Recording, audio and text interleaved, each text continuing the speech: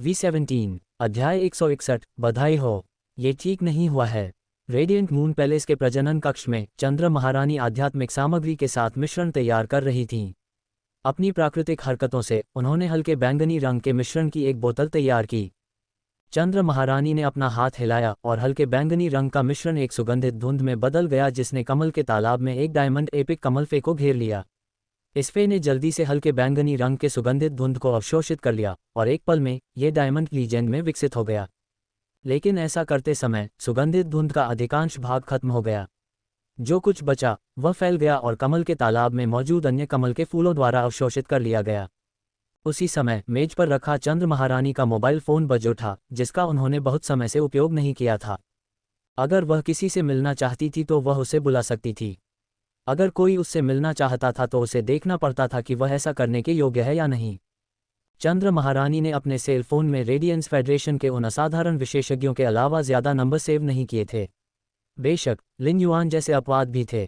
चंद्र महारानी ने अपना सेल फोन देखा और जब उसने कॉलर आईडी देखी तो उसके ठंडे चेहरे पर एक कोमल मुस्कान आ गई। उसने कॉल का जवाब दिया। लिन युआन, रेडियंट मून पैलेस में मुझसे मिलने आए हुए तुम्हें काफ़ी समय हो गया है। लिन युआन ने जल्दी से जवाब दिया, मास्टर, मैं कुछ समय पहले जंगली कटाई के लिए अंतहीन जंगल में गया था। मैं अब फिर से रेडबर्ड सिटी में हूँ। जब मैं रॉयल कैपिटल जाऊँगा तो आपसे मिलने आऊँगा। उसने उसे मिलस्टोन टाउन के बाहर आयामी दरार और उसके बाद होने वाली लड़ाई के बारे में नहीं बताया क्योंकि उसे डर था कि वह चिंतित हो जाएगी। हालांकि उसने कुछ नहीं कहा, लेकिन चंद्र महारानी को इसके बारे में बहुत पहले से पता था क्योंकि यह लिन युआन से जुड़ी एक बहुत बड़ी बात थी। पता चलने पर चंद्र महारानी लिन युआन की ताकत पर आश्चर्यचकित हो गईं। वह हमेशा से जानती थी कि एक सृजन मास्टर के रूप में उसके पास असाधारण प्रतिभा है, लेकिन उसने उससे इतनी शक्तिशाली लड़ाकू श्रेणी की आत्मा की हुई पेशेवर होने की उम्मीद नहीं की थी।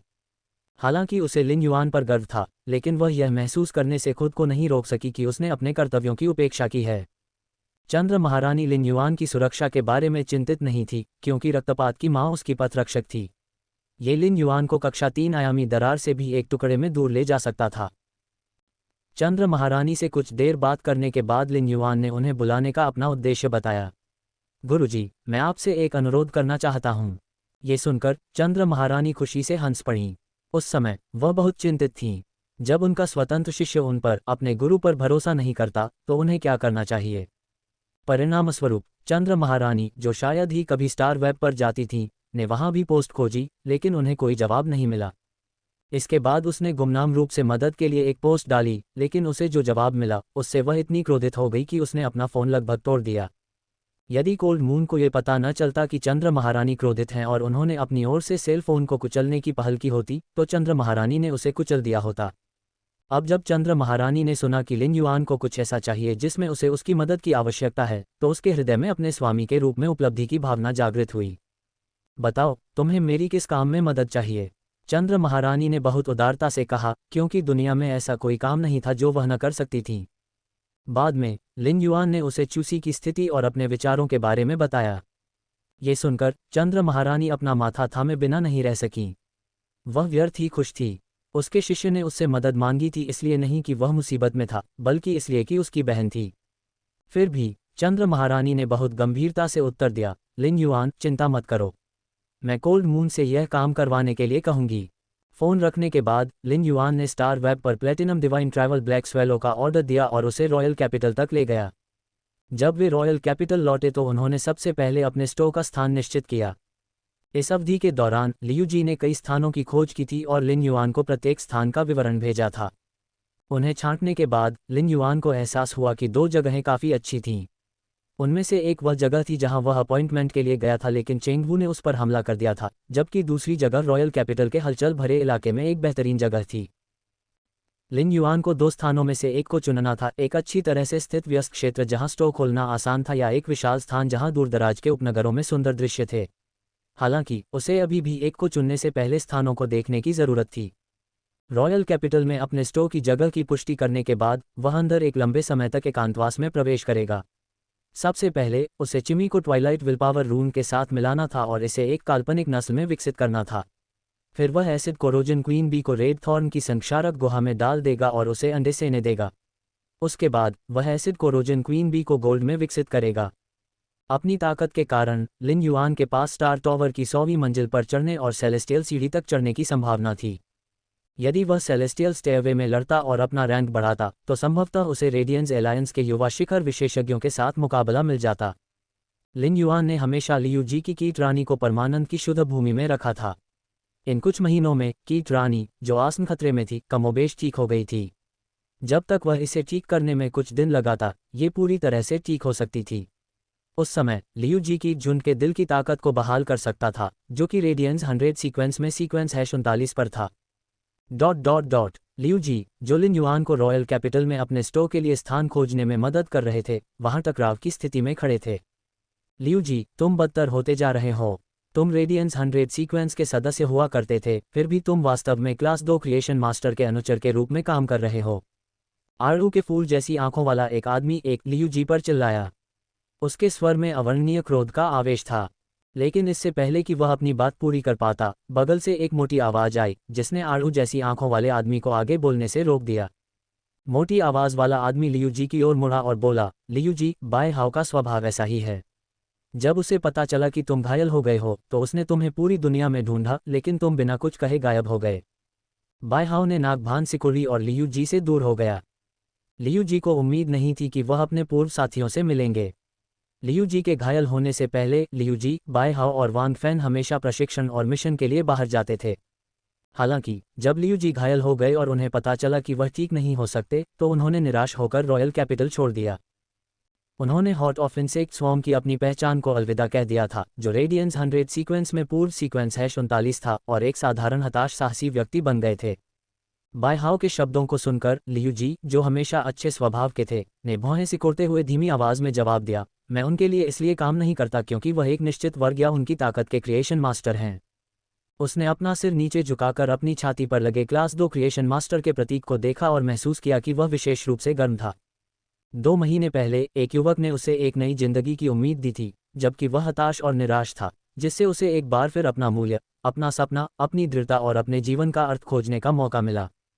इसलिए लियू जी ने इच्छाशक्ति रून के साथ शपथ ली थी कि वह अपना भविष्य का जीवन एक अनुचर शूरवीर के रूप में समर्पित करेंगे। हालांकि लियू जी के शब्दों ने बाय हाउ को कांपने पर मजबूर कर दिया। उसने अपने दांत भींचे और लियू जी की ओर देखते हुए पूछा, क्या आपकी कीट रानी ठीक हो गई है?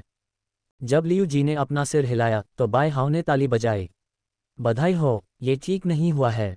बाय हाउ फिर वांग फैन के साथ चली गई, जो कुछ कहना चाहता था। वांग फैन ने बाय हाउ को देखते हुए आह भरी और वह कुछ नहीं कह पाया जो वह कहना चाहता था। बाय हाउ ने पलटकर वांग फैन की ओर देखा और बहुत गंभीरता से पूछा, वांग फैन, आपके पास कितना पैसा है? वांग फैन ने अपना स्टार वेब कार्ड निकाला और उसे थमा दिया। इसमें मेरे 20,000 से ज़्यादा रेडियंस डॉलर होने चाहिए। बाय हाउ ने वांग फैन का स्टार वेब कार्ड लिया और जवाब दिया, मैंने पिछले 2 सालों में कुछ पैसे बचाए हैं, इसलिए मेरे स्टार वेब कार्ड में 32,000 रेडियंस डॉलर हैं। आपके पैसे को मिलाकर हमारे पास 50,000 से ज़्यादा रेडियंस डॉलर हैं। आइए देखें कि क्या हम लियू जी की कीट रानी को ठीक कर सकते हैं। वांग फैन को बाय हाउ के गुस्से के बारे में लंबे समय से पता था और उसने असहाय होकर कहा, तुम कभी ठीक से बात नहीं करते। तुम्हारी जुबान तीखी है, लेकिन दिल नर्म है। क्या तुमने कभी नहीं सोचा कि जब तुम ताली बजाओगे तो लियू जी को चोट पहुंचाओगे? बाय हाउ तुरंत चुप हो गया और कुछ देर बाद बोला, उसने पहले मुझे चोट पहुंचाई। वह बिना कुछ कहे चला गया और मेरे साथ भाई जैसा व्यवहार नहीं किया। वांग फैन एक पल के लिए अवाक रह गया और कुछ नहीं बोला। जब लियू जी मुसीबत में थी, तो उन तीनों ने बाय हाउ के लिए आध्यात्मिक सामग्री खरीदने के लिए अपने पैसे एक साथ इकट्ठा किए थे ताकि वह अपना परिविकसित कर सके। लियू जी अपनी सारी क्षमताएं खो चुके थे और उन्होंने अपनी सारी बचत बाय हाउ के लिए स्टार वेब कार्ड में जमा कर दी थी, इसलिए बाय हाउ को यह पता नहीं था कि लियू जी इतने वर्षों से कैसे जी रहे थे। उस समय बाय हाउ ने कहा, लियू जी की कीट रानी के ठीक होने से पहले मैं एक भी पैसा खर्च नहीं करूंगा। मैं उन्हें उसके इलाज के लिए बचाकर रखूंगा। फिर उसने एक अजीब सी चीख निकाली, उफ, मैं इस अवधि के दौरान स्पैरो वॉयस लोली देवी को पुरस्कृत नहीं कर सकता। मुझे नहीं पता कि मैं शीर्ष योगदानकर्ता प्रशंसक होने का अपना स्थान बनाए रख सकता हूं या नहीं। वांग फैन ने अपनी आंखें घुमाईं। बाय हाउ एक बच्चे की तरह होता जा रहा था। वह स्टार वेब पर स्पैरो वॉयस लोली देवी की लाइव स्ट्रीमिंग रोज देखता था और उसे पुरस्कृत भी करता था। वह वास्तव में निराश था। वन आड़ू के फूल की पंखुड़ी जैसी आकर्षक आंखें। लिन युआन दिव्य यात्रा ब्लैक स्वेलो की पीठ पर बैठ गया और अपने नितंब पर असुविधा को सहन किया। वह मदद नहीं कर सका, लेकिन एक एवियन परिवहन फे को पालने का विचार आया। अपनी आध्यात्मिक ऊर्जा को देखते हुए, हालांकि वह अभी भी एक सामान्य परी के साथ अनुबंध कर सकता है जो उसकी आध्यात्मिक ऊर्जा का अधिक उपयोग नहीं करेगा, वह स्पष्ट रूप से एक एवियन परिवहन परी के लिए अपने अनुबंधित परी स्थान को नहीं छोड़ेगा। लिन युआन एक क्रिएशन मास्टर था। अगर उसने छोटी उम्र से ही एक एवियन फे को पाला होता तो भले ही वह उसके साथ कोई अनुबंध न करता या उसे अच्छी तरह से लड़ने का आदेश न दे पाता, फिर भी उसे परिवहन के लिए इस्तेमाल करने में कोई समस्या नहीं होती। रेडबर्ड सिटी छोड़ने से पहले वह एक बार फिर स्पिरिट लॉक स्थानिक क्षेत्र में प्रवेश किया। उसने पाया कि पिछले कुछ महीनों में अंदर सिनबर स्वीट ओस्मांथस ने युवा नए पत्ते पैदा किए थे। हालांकि सिनेबार ओस्मांथस हॉवथिया, जिसकी उन्हें सबसे ज्यादा परवाह थी, अभी भी मुरझाया हुआ दिख रहा था, लेकिन उन्हें यह देखकर आश्चर्य हुआ कि इसकी जड़ें फैल गई थीं और यह सिनेबार स्वीट ओस्मांथस के तने पर उगाया था। इसका स्पष्ट अर्थ था कि सिनेबार ओस्मांथस हॉवथिया ठीक होने लगा था। अगर वह गोल्ड सिनेबार ओस्मांथस हॉवथिया को ठीक करने के बाद प्लेटिनम में विकसित कर सकता है तो यह 1 से 3 फल पैदा कर सकता है। लिन युआन उन फलों को खाकर अपनी आध्यात्मिक ऊर्जा भी बढ़ा सकता है। दिव्य यात्रा ब्लैक स्वेलो की पीठ पर बैठे हुए जब उसने पहाड़ों और सफ़ेद बादलों को देखा तो उसने महसूस किया कि इतने लंबे समय तक उन्हें देखने के बाद उसका दिल और दिमाग खुल गया था, फिर भी उसे ऐसा महसूस नहीं हुआ कि पहाड़ों और सफ़ेद बादलों को पाना मुश्किल था। लिन युआन के पास करने के लिए कुछ नहीं था, इसलिए उसने कीट रानी को, जो अपनी क्षतिग्रस्त जड़ों से उबर रही थी, आत्मा लॉक स्थानिक क्षेत्र से बाहर ले लिया। इस यात्रा में कुछ दिन लगेंगे। लिन युआन ने सोचा कि लियू जी से मिलने से पहले वह अपनी क्षतिग्रस्त जड़ों को पूरी तरह से ठीक कर सकता है। वास्तव में वह ये सब ठीक कर सकता था क्योंकि लियू जी का अनुबंधित स्रोत प्रकार जीवन रूप कीट रानी था। यदि प्लेटिनम में अन्य परी या स्रोत प्रकार के जीवन रूप होते तो लिन युआन उन्हें ठीक नहीं कर सकता था। कीट रानी एक तरह का विशेष स्रोत प्रकार का जीवन रूप था। इसे अपने अनुबंध के आधार पर बहुत अधिक आध्यात्मिक ऊर्जा की आवश्यकता थी और ठेकेदार अन्य स्रोत प्रकार के जीवन रूपों या परियों के साथ अनुबंध नहीं कर सकता था। यही कारण था कि लियू जी के पास केवल एक अनुबंधित परी थी, स्रोत प्रकार की कीट रानी। स्माइलिंग फेस कैजुअल डेट बस एक क्लिक दूर है। एक बार जब इसकी जड़ें क्षतिग्रस्त हो गईं तो लियू जी के पास उपयोग करने के लिए कोई अन्य फेय नहीं था।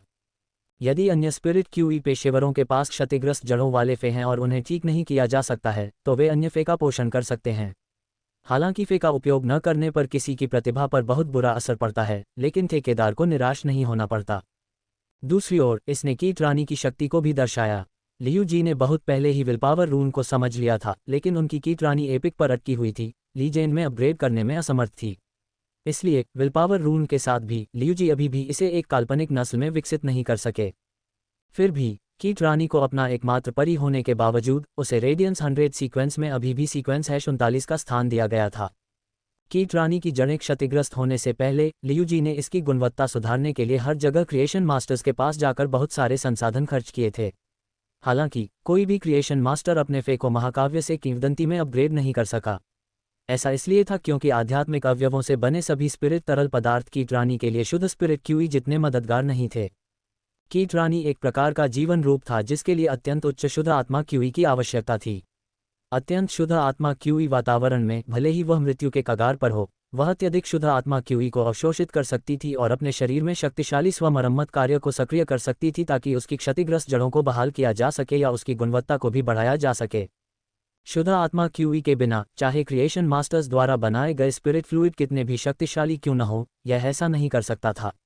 यही कारण है कि जब लियू जी कोल्ड फ्रॉस्ट सिटी की अकेले रक्षा करते हुए और आधे घंटे तक आयामी जीवन रूपों को रोकते हुए गंभीर रूप से घायल हो गए थे तो क्लास 5 क्रिएशन मास्टर्स में से एक बांध सम्राट ने उनकी मदद की थी। हालांकि वह अभी भी कीट रानी की क्षतिग्रस्त जड़ों को ठीक नहीं कर सका। ऐसा इसलिए था क्योंकि बांध सम्राट ने आत्मा क्यूई का उत्पादन करने के लिए सभी प्रकार की आध्यात्मिक सामग्री का उपयोग किया था। हालांकि कई औषधीय गुण थे जो क्षतिग्रस्त जड़ों को बहाल कर सकते थे, वे कीट रानी के लिए बहुत उपयोगी नहीं थे। कीट रानी के लिए सबसे अच्छी रिकवरी दवा शुद्ध आत्मा क्यूई थी। बांध सम्राट द्वारा तैयार किए गए आत्मिक द्रव में शुद्ध आत्मिक क्यूई होने के बावजूद ये कीट रानी के लिए अपने शरीर के स्वमरम्मत कार्य को सक्रिय करने के लिए पर्याप्त शुद्ध नहीं था। लेकिन जब लिन युआन ने अपनी आध्यात्मिक शक्ति का उपयोग कीट रानी के शरीर में आत्मा क्यूई को प्रवाहित करने के लिए किया तो यह अलग था। उसने शुद्ध आत्मा क्यूई को प्रवाहित नहीं किया, इसके बजाय उसने दुनिया में मौजूद आत्मा क्यूई को अपने शरीर के माध्यम से शुद्ध आत्मा क्यूई में शुद्ध किया और फिर उसे परी के शरीर में इंजेक्ट किया। सीधे शब्दों में कहें तो लिन युआन आत्मा क्यूई का कुली था। वह आत्मा क्यूई को ले जाते समय उसे बहुत शुद्ध बना सकता था। उस समय लिन युआन के हाथ में एक बैंगनी मांस का कोकून दिखाई दिया। उसने अपने शरीर में आध्यात्मिक शक्ति को प्रवाहित किया और अपने हाथों से कीट रानी के शरीर में शुद्ध आत्मा क्यूई की एक बड़ी मात्रा को इंजेक्ट किया। ये बैंगनी मांस का कोकून एक दिल की तरह धड़क रहा था, जो एक अथाह गड्ढे की तरह लिन युआन से शुद्ध आत्मा क्यूई को एक असामान्य खुशी के साथ अवशोषित कर रहा था। लिन युआन ने अचानक 2 दिन बाद आश्चर्य से अपनी आंखें खोलीं। उसने पाया कि कीट रानी ने अपनी क्षतिग्रस्त जड़ों को ठीक कर लिया था और महाकाव्य से किंवदंती में विकसित हो गई थी। दूसरे शब्दों में, अगर लियू जी ने अपनी इच्छाशक्ति रून को इसके साथ जोड़ दिया, तो कीट रानी तुरंत एक काल्पनिक नस्ल बन जाएगी। उस समय भले ही लियू जी ने इन 2 वर्षों को पूरी तरह से बर्बाद कर दिया हो, लेकिन कीट रानी के काल्पनिक नस्ल में विकसित होने की तुलना में यह कोई नुकसान नहीं था। ये भी कहा जा सकता है कि इन 2 वर्षों के मौन के बाद लियू जी, जो प्लेटिनम फैंटेसी नस्ल कीट रानी के साथ वापस आएगी, उसे फीनिक्स के निर्वाण की तरह आकाश में उड़ता हुआ माना जा सकता है। लिन युआन ने कीट रानी की जांच करने के लिए मोबियस के सच्चे डेटा का उपयोग किया।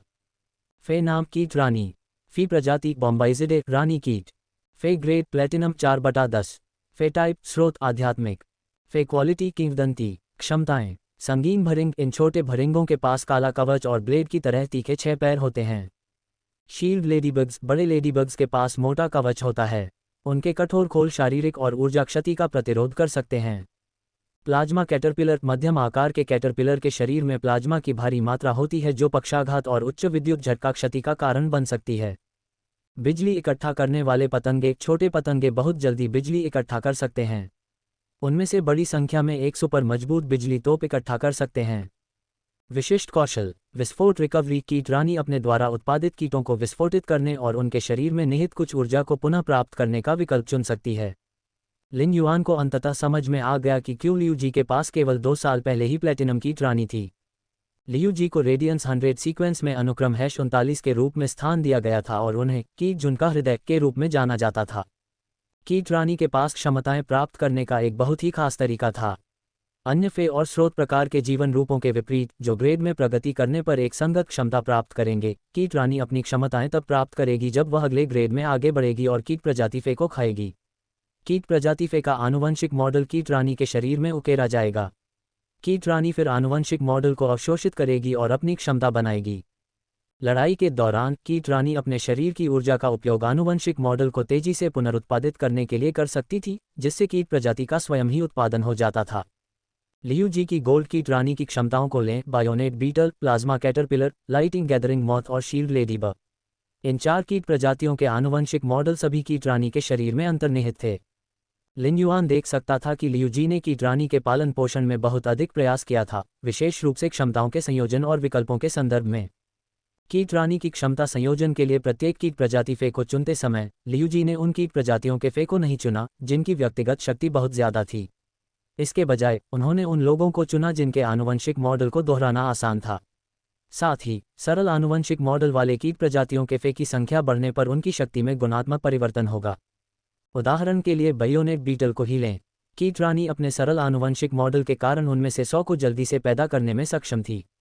जब बायोनेट बीटल का एक समूह अन्य फे के शरीर पर रेंगता था तो ऐसा लगता था कि उनके 6 ब्लेड जैसे पैरों के कारण हजारों वार किए गए हैं। शील्ड लेडीबग एक ऐसा फी था जो बचाव में बेहद कुशल था और बचाव करते समय यह अपनी पीठ पर एक कीट ढाल खोल लेता था। जब कुछ शील्ड लेडीबग एक साथ अपनी कीट ढाल खोलते थे तो यह एक मजबूत कीट बख्तरबंद दीवार का निर्माण करता था। इसका इस्तेमाल आमतौर पर प्लाज्मा कैटरपिलर की रक्षा के लिए किया जाता था, जो ऊर्जा हमलों में कुशल थे लेकिन बचाव में कमजोर थे। प्लाज्मा कैटरपिलर का प्लाज्मा न केवल बेहद घातक था बल्कि उनका पक्षाघात प्रभाव भी था। पक्षाघात होने के बाद बायोनेट बीटल्स लगातार हमला करते थे। गोल्ड की क्षमता के लिए ये लाइटनिंग गैदरिंग मॉथ्स था। यह एक कीट प्रजाति का फी था जो बहुत कम ऊर्जा खर्च करते हुए फुर्तीले तरीके से उड़ सकता था। एक लाइटनिंग गैदरिंग मॉथ से बिजली का हमला शक्तिशाली नहीं था। हालांकि जब लाइटनिंग गैदरिंग मॉथ्स का ग्रहण प्रकाश तत्वों को इकट्ठा करता है तो वे भारी नुकसान पहुंचाने के लिए एक विनाशकारी बिजली तोप को विस्फोट कर सकते हैं। इसके अलावा प्लाज्मा कैटरपिलर का प्लाज्मा लाइटनिंग गैदरिंग मॉथ्स को बिजली के तत्वों को तेजी से इकट्ठा करने में भी मदद कर सकता है। ये लाइटनिंग गैदरिंग मॉथ्स के समूह के लिए लाइटनिंग तोप तैयार करने के लिए आवश्यक लोडिंग समय को बहुत कम कर देगा। ये तो मानना ही पड़ेगा कि लियू जी की अनुबंधित कीट रानी पहले से ही एक व्यापक युद्ध शैली वाली योद्धा थी। यद्यपि कीट रानी एक प्लेटिनम परी थी और उसने अपनी प्लेटिनम क्षमता के लिए अभी तक किसी भी कीट प्रजाति के परी का उपभोग नहीं किया था, फिर भी उसकी वर्तमान क्षमताओं में पहले से ही एक बहुत अच्छा संयोजन था। कीट रानी युद्ध के लिए कीट प्रजातियों के सभी प्रकार के संयोजनों को पुनः उत्पन्न करने में सक्षम थी, जैसे कि वह युद्ध के दौरान कीटों के समूह को नियंत्रित कर रही हो। जब इसे कीट रानी के विशेष कौशल ब्लास्ट रिकवरी के साथ प्रयोग किया जाता है, तो ये कीट रानी की ऊर्जा खपत को प्रभावी रूप से कम करने में सक्षम होगा। गंभीर रूप से घायल कीटों का उपयोग आत्म विनाश और भरपूर ऊर्जा प्राप्त करने के लिए किया जा सकता है, जिससे कीट रानी नए कीटों को पुनः उत्पन्न कर सकती है। दूसरी ओर ब्लास्ट रिकवरी भी संख्या के साथ बढ़ सकती है। एक बायोनेट बीटल घातक नहीं हो सकती है, या अगर वह अकेले ही नष्ट हो जाए तो बहुत ज़्यादा नुकसान नहीं पहुंचाएगी। हालांकि जब कई बायोनेट बीटल एक साथ फटती हैं, तो ये गंभीर चोटों का कारण बन सकती हैं और यहां तक कि दुश्मन की जान को भी खतरा पैदा कर सकती हैं। प्लेटिनम रक्षा प्रकार का परिविस्फोट का प्रतिरोध करने में सक्षम हो सकता है, लेकिन यदि कोई घाव विस्फोट से खुल जाता है, तो जब अन्य संगीन भरिंग अंदर घुसेंगे तो यह एक दुष्स्वप्न बन जाएगा। लिन अनायास ही इस स्रोत प्रकार के जीवन रूप कीट रानी की ताकत से चकित हो गया। लिन की राय में अगर किसी फे को उचित और प्रभावी पोषण मिले तो वह सबसे मजबूत नहीं हो सकता है, लेकिन यह निश्चित रूप से युद्ध के दौरान उपयोगी होगा। हालांकि यह विचार केवल लिन की आत्मा क्यूई को चैनल करने और फे को विकसित करने में मदद करने की क्षमता के लिए संभव हो सकता है। शाही राजधानी पहुंचने से पहले अभी भी एक पूरा दिन बाकी था, इसलिए लिन ने एक परी को लिया जिसे उसने अंतहीन जंगल में पत्ती के आकार के परी भंडारण बॉक्स से पकड़ा था। यह एक सामान्य सांप प्रजाति का परी था जिसे ग्रीन बैम्बू स्नैक कहा जाता था। छोटा हरा बांज सांप बहुत तेज था और अपने विषैले नुकीले दांतों से नुकसान पहुंचाने में माहिर था। इसे एक अच्छा हत्यारा आक्रामक प्रकार का फी माना जाता था। लिन ने हरे बांज सांप को बाहर लाने के बाद अपनी आध्यात्मिक शक्ति को प्रवाहित करना शुरू कर दिया, जिससे बड़ी मात्रा में शुद्ध आत्मा क्यूई सांप में डाली गई और उसे बढ़ाया गया। जल्द ही लिन ने ग्रीन बैम्बू स्नैक को कांस्य महाकाव्य में बदल दिया। लिन ने फिर इस ग्रीन बैम्बू स्नैक को पत्ती के आकार के फे स्टोरेज बॉक्स में वापस रख दिया। अगर लिन फे शॉप खोलना चाहता था तो उसे अपनी प्रतिष्ठा बनाने के लिए बेहतर फे का उत्पादन करना होगा। सभी स्पिरिट क्यूई पेशेवरों के लिए उच्च गुणवत्ता वाले कांस्य फे से ज़्यादा पागल क्या हो सकता है। उच्च श्रेणी का फे कीमती हो सकता है और लिन अभी भी गोल्ड फे को वश में कर सकता है, लेकिन उसे बहुत प्रयास और समय लगाने की आवश्यकता होगी। फे को प्लेटिनम ग्रेड में बढ़ाना वर्तमान में लिन के लिए असंभव था। इसके अलावा जब फे कांस्य स्तर पर था तो इसकी गुणवत्ता जितनी अधिक थी यह उतना ही महंगा था। एक कांस्य फे तब विशेष रूप से सस्ता होगा जब इसकी गुणवत्ता सामान्य या कुलीन होगी। हालांकि एक बार जब कांस्य फे में दोषरहित गुणवत्ता होगी तो कीमत कम गुणवत्ता वाले अधिकांश सिल्वर फे से अधिक होगी।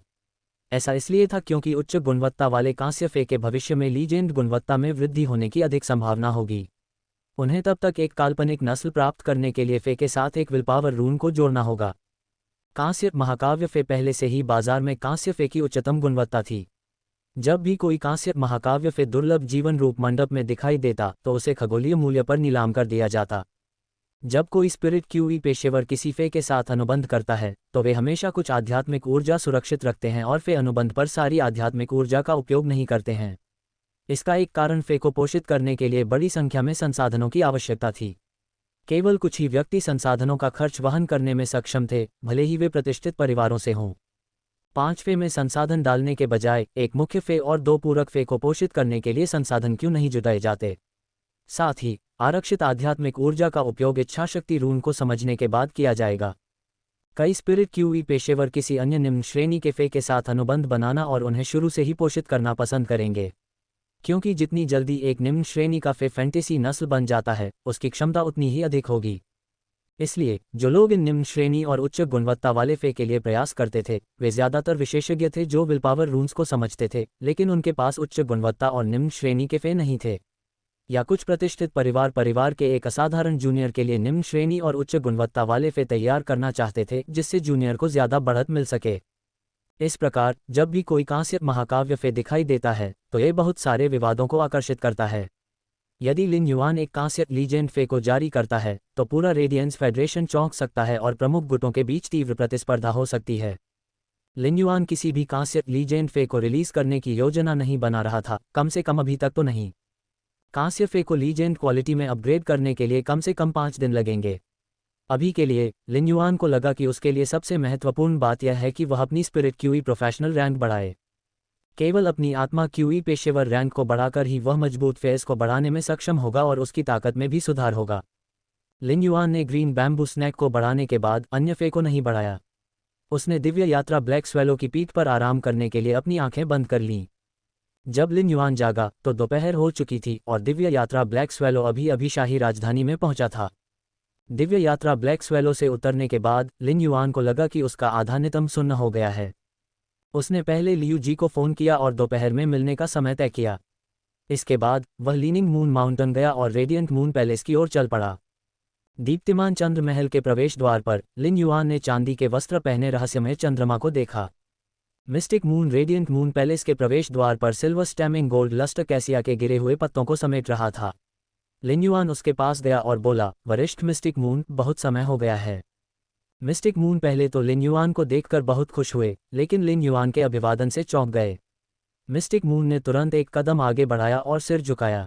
युवा भगवान, आपको ऐसा नहीं करना चाहिए। मैं युवा भगवान द्वारा वरिष्ठ कहलाए जाने का जोखिम नहीं उठा सकता। मिस्टिक मून की आवाज़ पहले से ही स्पष्ट थी और उनका व्यक्तित्व विशेष रूप से शांत था। हालांकि लिन युआन के एक वरिष्ठ के अभिवादन ने वास्तव में उन्हें उत्तेजित कर दिया। लिन युआन ने असहाय भाव से अपना सिर हिलाया। कोल्ड मून ने भी यही कहा था और लिन युआन को असहज महसूस हुआ। लिन युआन ने फिर देखा कि मिस्टिक मून एक बोतल सौंप रहा है। लिन युआन ने इसे लिया और महसूस किया कि यह सिल्वर स्टैमिंग गोल्ड लस्टर कैसिया अमृत से भरा था। बोतल बहुत बड़ी थी और अगर अमृत डाला जाता तो यह संभवतः 4 या 5 कटोरे भर सकता था। लिन युआन ने अपनी भौहें उठाईं और भ्रमित भाव से मिस्टिक मून को देखा। पहले मैंने उल्लेख किया था कि मैं यंग लॉर्ड को सिल्वर स्टैमिंग गोल्ड लस्टर कैसिया अमृत पिलाऊंगा, लेकिन मुझे एक मिशन पर जाना था। अब जबकि सिल्वर स्टैमिंग गोल्ड लस्टर कैसिया के फूल गहरी शरद ऋतु में पूरी तरह से विकसित हो चुके हैं, मैंने सिल्वर स्टैमिंग गोल्ड लस्टर कैसिया अमृत की यह बोतल बनाने के लिए उन्हें व्यक्तिगत रूप से काटा है। इसे बनाने के बाद मैंने इसे सूंघा और महसूस किया कि यह कोल्ड मून के अमृत से बेहतर था। बोलते समय मिस्टिक मून के चेहरे पर एक चमकदार मुस्कान उभरी। कोल्ड मून पहले ही रेडबर्ड सिटी के लिए रवाना हो चुकी थी। अगर वह अभी होती तो वह निर्दयता से मिस्टिक मून को बेनकाब कर देती। सिल्वर स्टैमिंग गोल्ड लस्टर कैसिया अमृत की इस बोतल को व्यक्तिगत रूप से बनाने के लिए मिस्टिक मून ने अनगिनत सिल्वर स्टैमिंग गोल्ड लस्टर कैसिया फूलों को बर्बाद कर दिया था। जब मिस्टिक मून एक चमकदार मुस्कान बिखेर रहा था तो उसके पीछे चंद्र महारानी की आवाज़ गूंजी। जब चंद्र महारानी को पता चला कि लिन युआन आ गया है तो वह तुरंत रेडियंट मून पैलेस के प्रवेश द्वार पर आ गई। परिणामस्वरूप जब उसने मिस्टिक मून को लिन युआन को सिल्वर स्टैमिंग गोल्ड लस्टर कैसिया अमृत की बोतल सौंपते देखा तो वह इतनी क्रोधित हुई कि उसका गला लगभग रुक गया। रहस्यवादी चंद्रमा, शेफ सुप्रीम के पास जाओ और इस महारानी को एक आत्मा स्वादिष्ट सुअर इकट्ठा करने में मदद करें। जब रहस्यवादी चंद्रमा ने चंद्र महारानी की आवाज़ सुनी तो वह जल्दी से मुड़ा और झुक गया। हाँ चंद्र महारानी, मैं तुरंत जाऊंगा। इस समय मिस्टिक मून ने देखा कि चंद्र महारानी के हाथ में एक क्रिस्टल की बोतल थी जो उसकी बोतल से कम 3 गुना बड़ी थी। इसे क्रिस्टल की बोतल कहा जा सकता है, लेकिन यह वास्तव में एक छोटे बैरल की तरह थी और यह सिल्वर स्टैमिंग गोल्ड लस्टर कैसिया अमृत से भरी हुई थी। उसने देखा कि चंद्र महारानी उसे देखते हुए अपने दांत पीस रही थी और ऐसा लग रहा था जैसे उसकी आंखें काले ड्रैगन की गोलियों की बौछार कर रही हों। मिस्टिक मून पहले तो उलझन में था, लेकिन जब उसने मून एम्प्रेस की आंखों में देखा तो उसे तुरंत पता चल गया कि क्या हो रहा है। उसे चुपचाप लगा कि यह ठीक नहीं है क्योंकि वह बंदूक की नली के ठीक सामने खड़ा था। वह जल्दी से मुड़ा और शेफ सुप्रीम से उस स्पिरिट सेवरी पिग को इकट्ठा करने में मून एम्प्रेस की मदद करने के लिए जल्दी से चला गया। जब लिन युआन ने चंद्र महारानी को देखा तो उसने जल्दी से उनका अभिवादन किया। चंद्र महारानी ने चेहरा बदलने का काम किया और सौम्य हो गईं। फिर उन्होंने क्रिस्टल की बोतल सौंपी जो मिस्टिक मून की बोतल से कम 3 गुना बड़ी थी। मास्टर ने खुद ये सिल्वर स्टैमिंग गोल्ड लस्टर कैसिया अमृत बनाया है।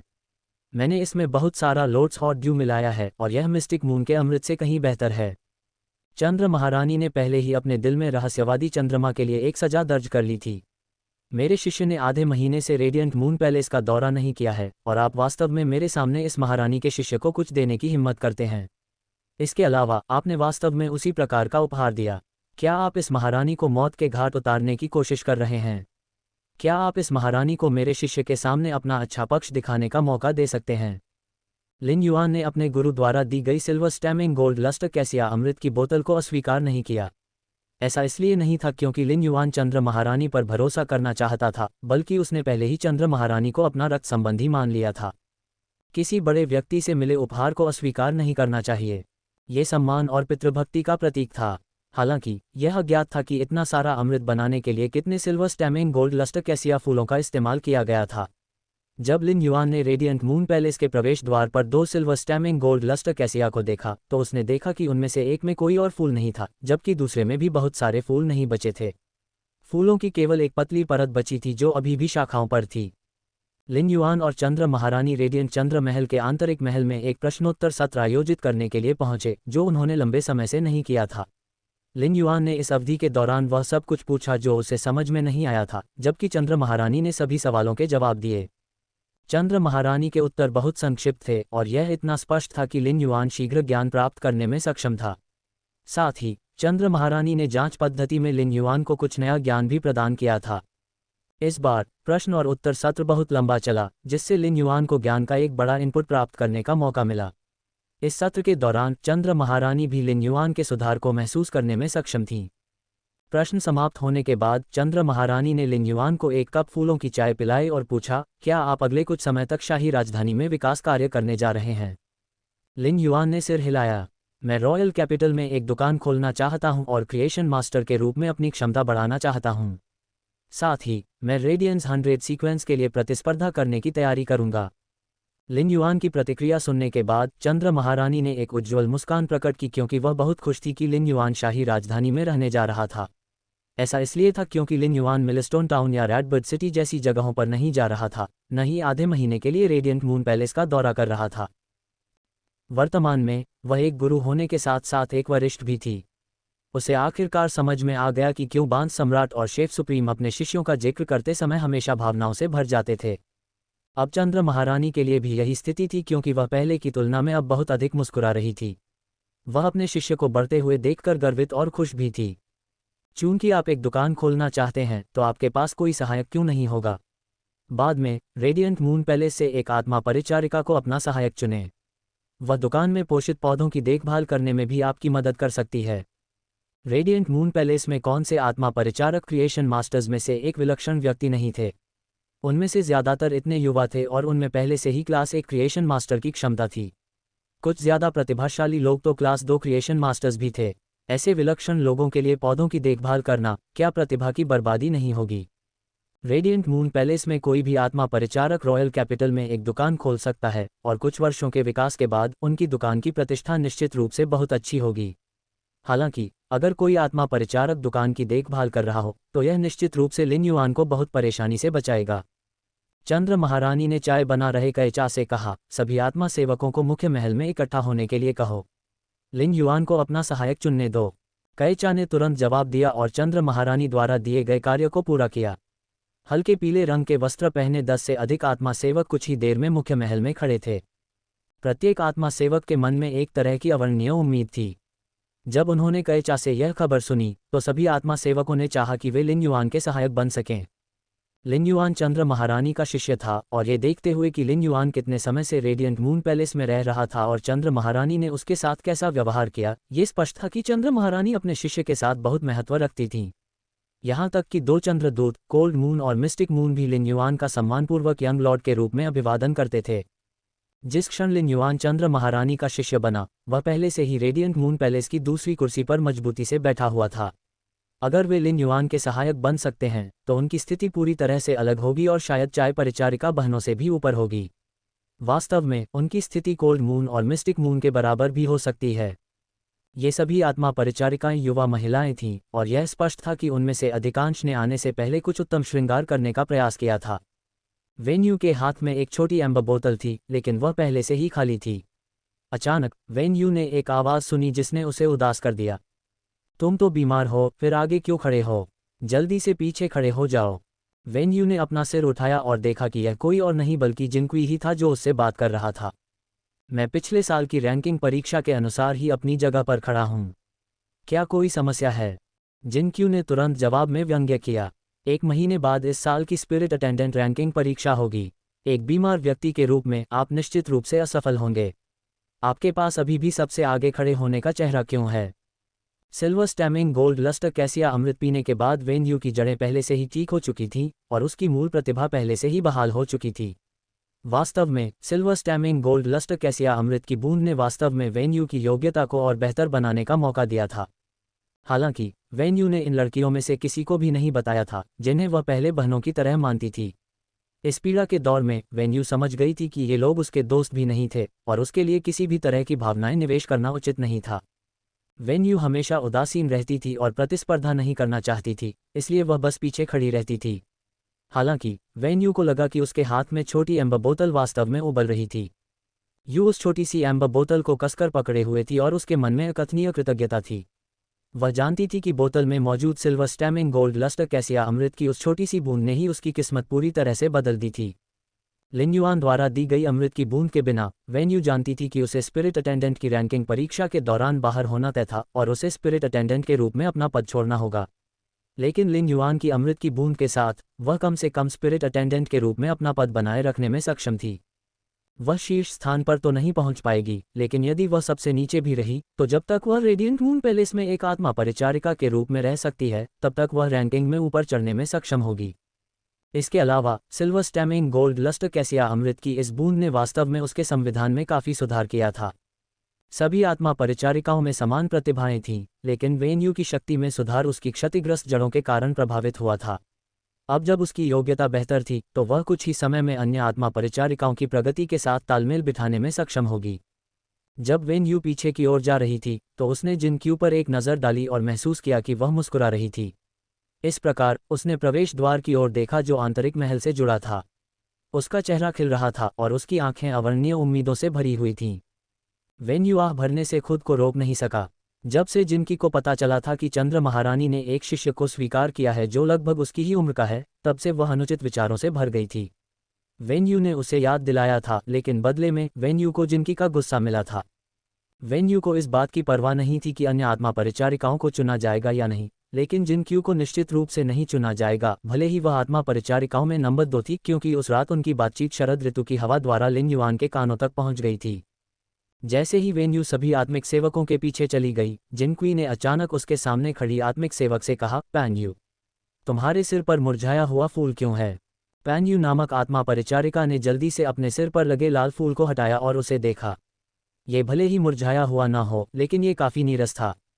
पैन्यू ने फिर जल्दी से लाल फूल को अपनी आस्तीन में छिपा लिया और हताशा से कहा, मैंने कई फूलों को देखा है, लेकिन तुमने उन सभी को तोड़ दिया। तुम अभी भी यह कहने की हिम्मत कर रही हो कि यह मुरझाया हुआ है, कितनी बेशर्मी है। जब जिनक्यू ने पानयू को देखा तो उसे बहुत अच्छा लगा। पानयू उससे ज़्यादा सुंदर हो सकती थी, लेकिन ये तभी था जब वह चुप रहती थी। जब भी पानयू बोलती तो सब कुछ बिखर जाता। उसके जैसी खूबसूरत लड़की को मुंह क्यों बढ़ाना पड़ा? ऐसी अज्ञानी लड़की को कैसे चुना जा सकता है? जिनक्यूई को खुद पर पूरा भरोसा था। ताकत के मामले में भले ही वह दूसरे नंबर पर हो, लेकिन बोलने के मामले में पानयू कभी भी उसकी बराबरी नहीं कर सकती थी। एक बार पानयू ने बोलना शुरू कर दिया तो वह हार जाएगी। उसी समय आंतरिक महल से जुड़े प्रवेश द्वार पर दो आकृतियां प्रकट हुईं। वहां चांद के रंग के वस्त्र पहने एक स्त्री खड़ी थी, जिसका चेहरा ठंडा और चाल ढाल आकर्षक था। वहां एक सुंदर, मंद मुस्कान वाला युवा था। जो कोई भी उसे देखता उसे लगता कि वह विशेष रूप से मिलनसार था। जैसे ही दोनों आकृतियां दीप्तिमान चंद्र महल के मुख्य महल में चली गईं, सभी आत्मा सेवकों ने एक साथ सिर झुकाया। चंद्र महारानी को नमस्कार, भगवान लिन युआन को नमस्कार। आत्मा सेवक सभी झुके हुए थे, लेकिन वे जानते थे कि वे ड्रैगन गेट में छलांग लगाने वाले काप की तरह होंगे और अगर उन्हें चुना गया तो वे फिर कभी वैसे नहीं रहेंगे। इसलिए जब वे सभी जमीन पर देख रहे थे तो वे सभी घबराए हुए थे और उम्मीदों से भरे हुए थे। शायद जब लिन युआन कोई चुनाव कर रहा था तो वह किसी को बेतरतीब ढंग से चुन रहा था और यह उदासीन था। हालांकि इन आत्मा परिचारकों के लिए ये वास्तव में उनके जीवन का सबसे बड़ा भाग्यशाली अवसर माना जाता था। चंद्र महारानी ने लिन युआन की ओर देखा और हल्के से कहा, लिन युआन, तुम खुद ही एक चुन लो। अगर तुम्हें लगता है कि एक आत्मा परिचारक पर्याप्त नहीं है तो दो चुन लो। चंद्र महारानी के शब्दों से सभी आत्मा सेवक प्रसन्न हो गए, लेकिन युवक ने तुरंत जवाब दिया, गुरुजी, एक ही पर्याप्त है। लिन युआन सिर्फ एक दुकान खोलना चाहता था, इसलिए एक शराबी पहले से ही काफ़ी था। उसे नहीं लगा कि एक अतिरिक्त शराबी की ज़रूरत है। जब सभी आत्मिक सेवकों ने अपना सिर उठाया तो उनके भाव अलग अलग थे, लेकिन उन सभी के मन में एक सच्ची आशा थी। जब लिन युआन ने सभी आत्मिक सेवकों पर नज़र डाली तो उसे एहसास हुआ कि एकमात्र आत्मिक सेवक जिससे वह परिचित था और जिसके साथ उसने बात की थी, वह केवल वेन्यू थी। वेन्यू के बारे में उसकी अच्छी धारणा थी, इसलिए उसने बस वेन्यू की ओर इशारा किया। वेन्यू लिन युआन से सबसे दूर खड़ी थी और जब वह दिखाई दिया तो वह बढ़ती ताकत के साथ एम्बर बोतल को पकड़ रही थी। अगर वेन यू कहती कि वह घबराई नहीं थी तो ये झूठ होगा, और यह और भी अधिक दिखावा होगा अगर वह कहती कि वह नहीं चाहती कि लिन युआन उसे चुने। हालांकि उसी समय वेन यू लिन युआन को व्यक्तिगत रूप से धन्यवाद कहना चाहती थी। वेन यू के दिल में वह व्यक्ति जिसके प्रति वह सबसे अधिक आभारी थी वह चंद्र महारानी थी, जिसने उसके जीवन को स्थापित किया था। लेकिन अब एक और व्यक्ति था, और वह था लिन युआन। लिन युआन ने उसकी बिखरती जिंदगी को बचा लिया था, जो पहले से ही स्थापित थी, जिससे उसकी बिखरती जिंदगी फिर से व्यवस्थित हो गई। जब वेन यू ने लिन युआन को अपनी ओर इशारा करते हुए देखा तो उसे लगा जैसे उसकी सारी ताकत खत्म हो गई हो। उसका मन अस्त व्यस्त हो गया, क्योंकि उसमें सुखद आश्चर्य, उत्साह और अविश्वास दोनों था। हालांकि वहाँ मन की शांति थी जिसे शब्दों में बयां नहीं किया जा सकता। अगर वह लिन युआन की सहायक बन पाती तो उसे लिन युआन को धन्यवाद कहने की जरूरत नहीं पड़ती। इसके बजाय वह लिन युआन के एहसान का बदला चुकाने के लिए एक सहायक के रूप में अपने कार्यों का उपयोग कर सकती थी। जब चंद्र महारानी ने लिन युआन को वेन यू की ओर इशारा करते हुए देखा तो उसने कहा, जो चुना गया है वह पीछे रह सकता है। बाकी आत्मा परिचारक अपने अपने काम पर वापस चले जाएंगे। आत्मा सेवकों को बहुत आश्चर्य हुआ, क्योंकि उनमें से किसी ने भी नहीं सोचा था कि वेन यू को चुना जाएगा। सबसे हैरान व्यक्ति कोई और नहीं बल्कि जिन क्यू ही था। जिन क्यू को हमेशा से खुद पर बहुत भरोसा था, लेकिन वह जानती थी कि उसे शायद नहीं चुना जाएगा। फिर भी उसने कभी नहीं सोचा था कि वेन यू को चुना जाएगा। इस समय जिन क्यू को पता था कि वह ईर्ष्या करने के योग्य भी नहीं थी। जिस क्षण वेन यू लिन युआन की सहायक बनी, जिन क्यू ई और वेन यू की स्थिति में भारी अंतर आ गया। यदि वेन यू उससे बदला लेना चाहती थी तो वह जिन क्यू ई को रेडियंट मून पैलेस से बर्खास्त करने का कोई कारण ढूंढ सकती थी। उसकी सारी उम्मीदें और कल्पनाएं अब धूमिल हो चुकी थीं। जैसे ही जी क्यू निराश भाव से रेडियंट मून पैलेस से बाहर निकलने वाली थी, उसने एक कर्कश आवाज़ सुनी जो उसके कानों में गूंज उठी। अगर आप अपने लिए बहुत सारे बहाने ढूंढते हैं और अगर यह जारी रहता है तो कोई भी उदास हो जाएगा। ये कथन सुनते ही जिनकी ने पलटकर देखा कि पान यू शांत है। इससे पहले कि जिनकी नाराज होती, वह पान यू के चेहरे पर निराशा के भाव को देखकर खुद को रोक नहीं पाए। क्या तुम बिल्कुल भी निराश नहीं हो? पान यू ने अपनी आंखें घुमाईं और हंसी। इसमें निराश होने की क्या बात है? जब तक मैं स्टार वेब पर जाकर उन ऊर्जावान युवाओं को देख सकती हूँ, मेरा जीवन पूर्ण है। पान यू की अजीब सी हंसी सुनकर जिन क्वी को और भी बुरा लगा। लिन युआन द्वारा वेन यू को चुन लेने और आंतरिक महल में वापस आने के बाद चंद्र महारानी ने कुछ टिप्पणियां दी। चंद्र महारानी को अपने चंद्र महल में घटित होने वाली हर बात का पता था, लेकिन उन्होंने पहले कभी वेन यू के मामलों में हस्तक्षेप नहीं किया था। लोगों से भरी किसी भी जगह के लिए यह एक मार्शल दुनिया होगी, और मार्शल दुनिया प्रतियोगिता की जगह थी। ये पहले से ही साधारण लोगों वाली जगहों के लिए ऐसा था। रेडियंट मून पैलेस की तो बात ही छोड़िए, जहां सभी आत्मा परिचारक विलक्षण थे। आत्मिक सेवकों के बीच प्रतिस्पर्धा सतह पर शांत जल की तरह थी, वहां उग्र अंतर्धाराएं थीं। लेकिन इसी कारण से इन सभी विलक्षण प्रतिभाओं में से सच्चे स्तंभों को छांटकर निकाला जा सका। युआन ने चंद्र महारानी के साथ दोपहर का भोजन करने के बाद वेन यू को लीनिंग मून माउंटेन से नीचे ले लिया और लियू जी के साथ सहमत स्थान की ओर जाने के लिए तैयार हो गया। लिन युआन अपने सेल फोन से छेड़छाड़ कर रहा था, एक एवियन फे को बुक करने के लिए तैयार था। एवियन फे के बिना यात्रा करना उसके लिए वाकई मुश्किल था। जब वेन यू ने चुपके से लिन युआन को अपने सेल फोन से खेलते हुए देखा तो उसकी आंखें चमक उठीं। फिर उसने धीरे से कहा, यंग लॉर्ड, मेरे पास यहाँ रेडीमेड एवियन फे हैं। आपको उन्हें स्टार वेब से बुक करने की ज़रूरत नहीं है। उसने अपनी आध्यात्मिक ऊर्जा को प्रवाहित किया और 6 मीटर के पंखों वाले 4 मीटर लंबे पक्षी को बुलाया। लिन युआन को लगा कि वह बड़ा पक्षी बहुत सुंदर लग रहा था। वह सफ़ेद पंखों से ढका हुआ था, जिसकी हल्की चमक बिखरी हुई धूप की तरह लग रही थी। उन्होंने इसकी जांच करने के लिए ट्रू डेटा का इस्तेमाल किया और पाया कि यह बड़ा पक्षी सिल्वर सनलाइट एग्रेट था। आडिया फे एवियन फे के बीच अपेक्षाकृत दुर्लभ थे, लेकिन उनमें भी उच्च क्षमता थी, जो ज़्यादातर असाधारण लड़ाकू शक्ति के साथ बड़े हुए थे। हालांकि सनलाइट एग्रेट्स उनमें से एक आश्चर्य थे। वे सीमित हमला करने की क्षमता वाले एक प्रकार के फे थे। उनके शरीर की बिखरी हुई धूप किसी के दिमाग को शांत कर सकती थी, और उनकी अधिकांश क्षमताएं उनकी गति को बेहतर बनाने के लिए थीं। ये कहा जा सकता है कि सनलाइट एग्रेट पक्षी बहुत ही बेहतरीन पक्षी परिवहन के साधन थे। उन्हें कभी कभी बेचा जाता था और यहाँ तक कि ऊंचे दामों पर खरीदा भी जाता था। अपने आकार के कारण जब वे कांस्य स्तर पर थे तो वे 4 मीटर लंबे पंखों के साथ 2 मीटर तक बढ़ सकते थे। जब वे रजत स्तर पर पहुंचे तो वे 6 मीटर लंबे पंखों के साथ 4 मीटर तक बढ़ सकते थे, ठीक वेन यू के सनलाइट एग्रेट की तरह। कुछ सिल्वर एवियन फे इतने बड़े हो सकते हैं। अगर वे गोल्ड तक पहुंच जाते हैं तो सनलाइट एग्रेट अपनी पीठ पर दर्जनों लोगों को ले जा सकते हैं। इसके अलावा उनके पास एक सुंदर मुद्रा थी और जब वे अपने पंख फड़फड़ाते थे तो वे सुंदर दिखते थे, इसलिए उन्हें शानदार एवियन परिवहन वे माना जाता था। लिन युआन को उम्मीद नहीं थी कि वेन यू ऐसे किसी परी के साथ अनुबंध करेगा। साधारण सृजन मास्टर्स आमतौर पर एक सनलाइट एग्रेट के साथ अनुबंध नहीं करेंगे, भले ही उन्होंने उसका पालन पोषण किया हो, क्योंकि वे अनुबंध के बिना अपने पोषित एवियन परिवहन परियों को आदेश दे सकते थे। आखिरकार सनलाइट एग्रेट्स का सबसे बड़ा फायदा उनकी उच्च दृश्यता, तेज गति और परिवहन में विशेषज्ञता थी। फिर भी उनके पास लगभग कोई लड़ाकू क्षमता नहीं थी, इसलिए अगर वे अनुबंधित वे बन गए तो ये बेकार होगा। जब वेन यू ने लिन युआन को अपने सनलाइट एग्रेट को देखते हुए देखा तो उसने कहा, यंग लॉर्ड, ये सनलाइट एग्रेट मेरा पहला फे था जब मैं एक स्पिरिट अटेंडेंट बनी थी। मुझे लड़ाई पसंद नहीं है, मैं केवल एक अच्छा क्रिएशन मास्टर बनना चाहती हूँ, इसलिए मेरे अनुबंधित अधिकांश फे लड़ाई में अच्छे नहीं हैं। लिन युआन ने सिर हिलाया। हर किसी को ये तय करने का अधिकार था कि वे कौन सा रास्ता अपनाना चाहते हैं, ठीक वैसे ही जैसे वेन यू ने लड़ाकू श्रेणी की आत्मा क्यूई पेशेवर का रास्ता नहीं चुना था।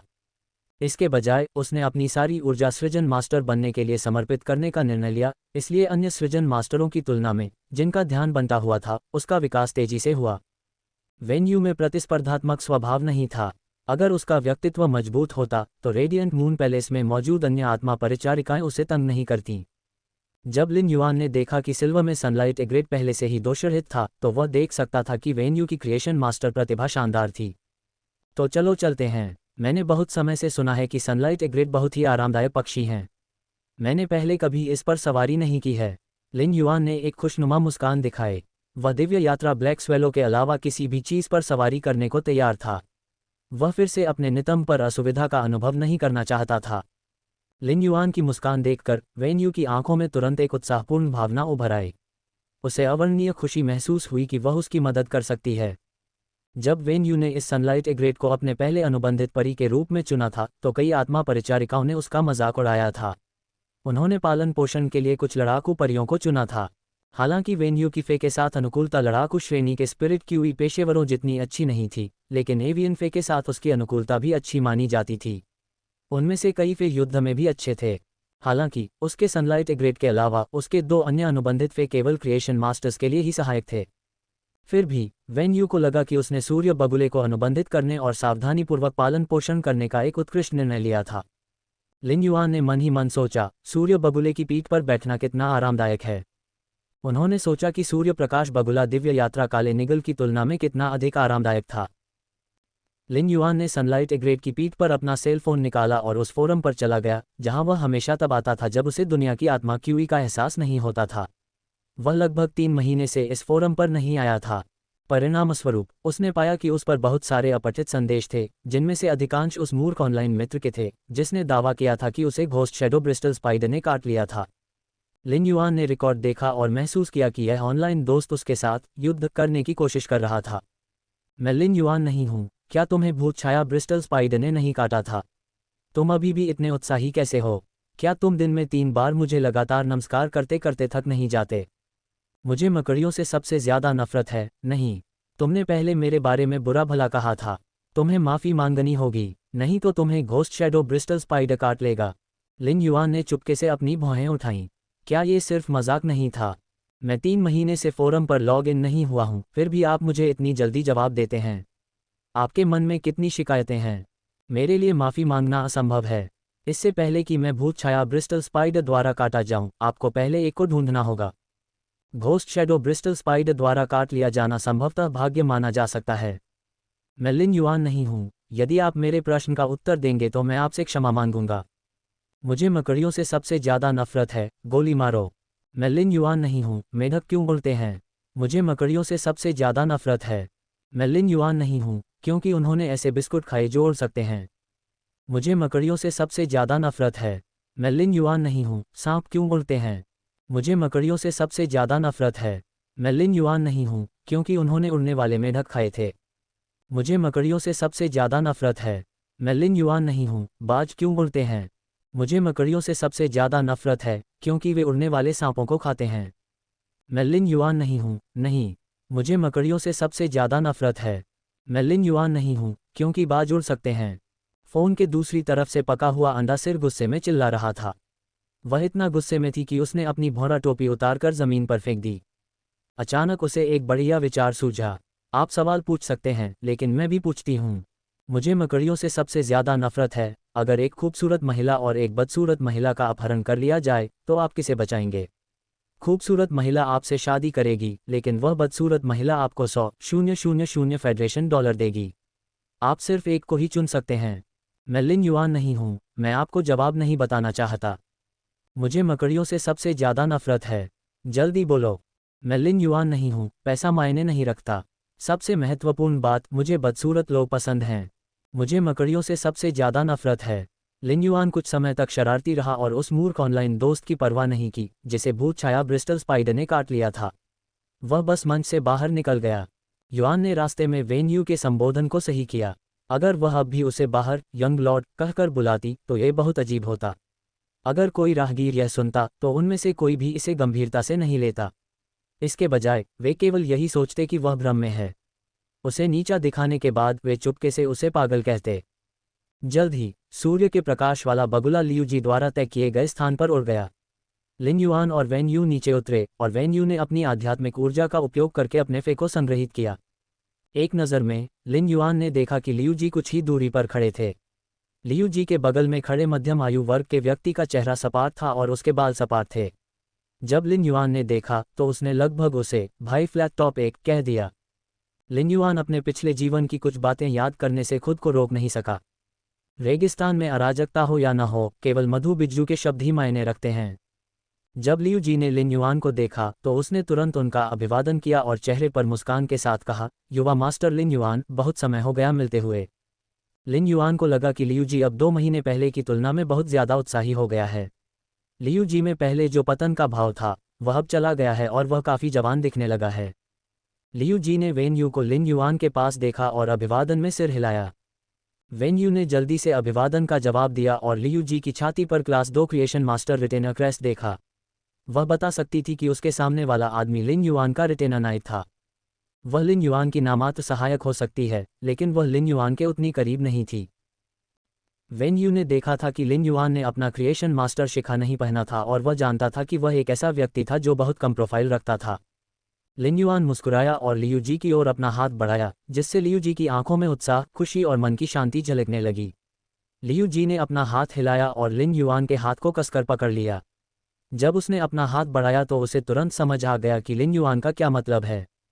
जब लिन युआन ने कहा था कि वह कीट रानी को ठीक कर सकता है तो उसने उससे हाथ मिलाया था। अब जब उसने फिर से अपने हाथ आगे बढ़ाए तो इसका मतलब था कि उसकी कीट रानी ठीक हो गई थी।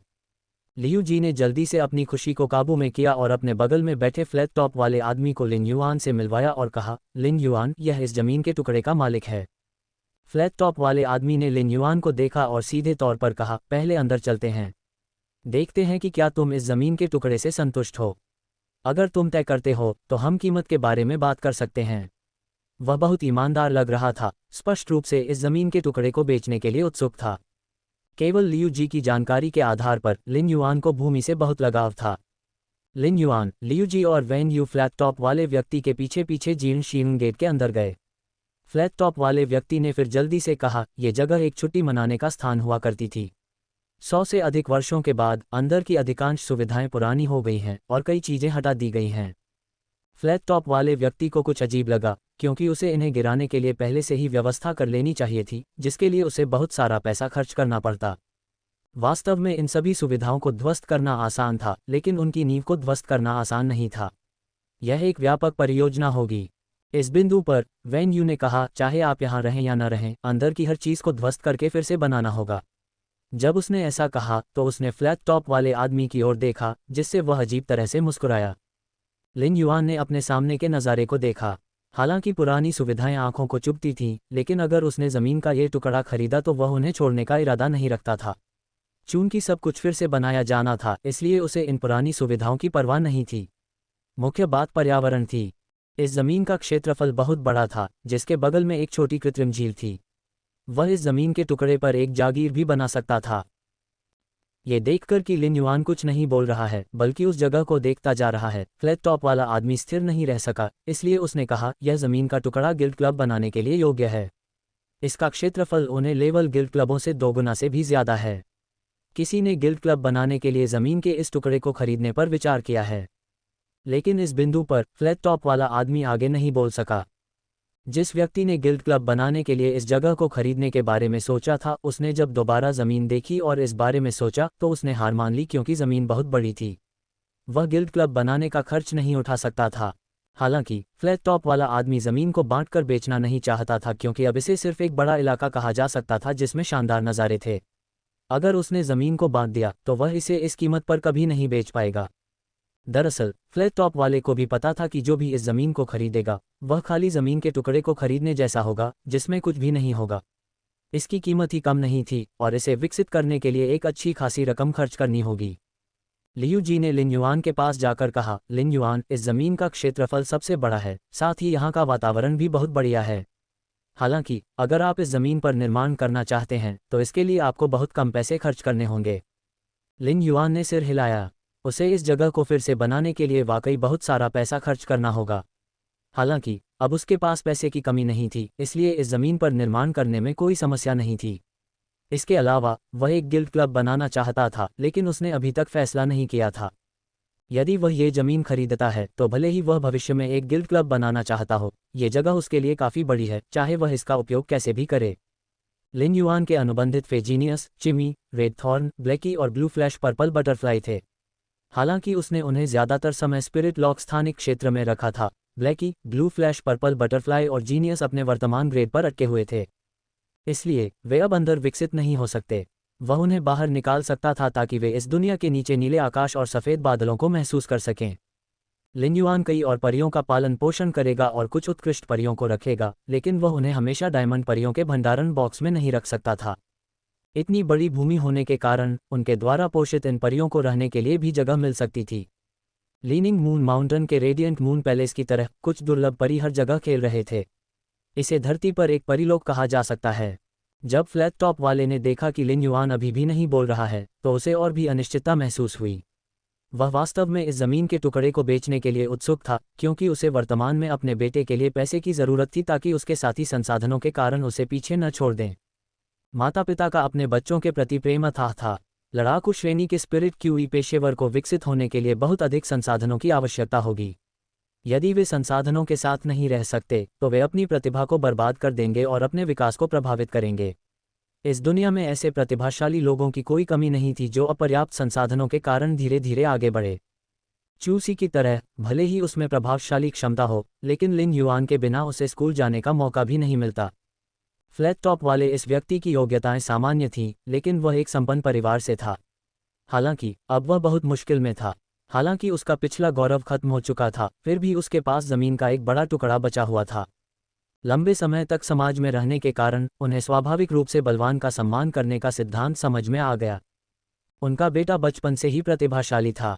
अब वह स्पिरिट क्यू ऑक्यूपेशन अकेडमी में पढ़ रहा था और यहाँ तक कि वह मुख्य कक्षा का छात्र भी था। कुछ समय पहले एक 20 स्तरीय गिल्ड क्लब ने उनके बेटे में रुचि दिखाई थी, इसलिए फ्लैट टॉप वाले व्यक्ति ने अपने पूर्वजों द्वारा छोड़ी गई जमीन को बेचने और अपने बेटे का पालन पोषण करने की योजना बनाई। जब तक उनका बेटा एक दुर्जय लड़ाकू श्रेणी का आत्मा क्यू पेशेवर बन गया, तब तक उनके परिवार के पिछले गौरव को पुनर्जीवित करना संभव था। वेन्यू फ्लैट टॉप वाले आदमी की घबराहट और झिझक भरी अभिव्यक्ति को देख रही थी। वास्तव में उसने देखा कि लिन युआन लंबे समय से इस जमीन के टुकड़े को देख रहा था। उसे उसके बारे में जो समझ थी, उसे पता था कि उसे यह जगह वाकई पसंद है। अन्यथा उसके चरित्र को देखते हुए वह बहुत पहले ही किसी दूसरी जगह देखने चला गया होता। इसलिए वह फ्लैट टॉप वाले आदमी के पास गई और बोली, अपनी ज़मीन का टुकड़ा बेचना मुश्किल है। फ्लैट टॉप वाले आदमी ने देखा कि लिन युआन ने कुछ नहीं कहा है और उसे अनिश्चितता महसूस हुई। इसलिए जब उसने वेन यू को बोलते सुना तो उसकी मुस्कान फीकी पड़ गई। वेन यू हमेशा से ही फ्लैट टॉप वाले आदमी के हाव भाव को ध्यान से देखती रही थी। अब जब उसके हाव भाव में स्पष्ट बदलाव आ गया था तो उसके चेहरे पर मुस्कान आ गई। हालांकि उसकी मुस्कान कोमल थी, लेकिन फ्लैट टॉप वाले आदमी को ऐसा नहीं लगा। उसे लगा कि उसकी मुस्कान में 30% ठंडक, 30% संदेह और 40% उदासीनता थी। इन सब का एक ही मतलब था, वे ज़मीन नहीं खरीदना चाहते थे। फ्लैट टॉप आदमी ने वेन यू को कुछ आक्रोश के साथ देखा और लगभग बोल पड़ा, तुम बुरी औरत हो। वेन यू को नहीं पता था कि उसके दिल में एक फिल्म चल पड़ी है। उसने अपना गला साफ किया और कहा, अपनी ज़मीन का टुकड़ा बेचना मुश्किल होने के 3 कारण हैं। पहला, ये बहुत बड़ा है। बहुत कम लोग विकास के लिए इतनी बड़ी ज़मीन खरीदेंगे। दूसरा, ये वास्तव में रॉयल कैपिटल से बहुत दूर है। सिल्वर एवियन फे के साथ इसे कम से कम आधा घंटा लगेगा।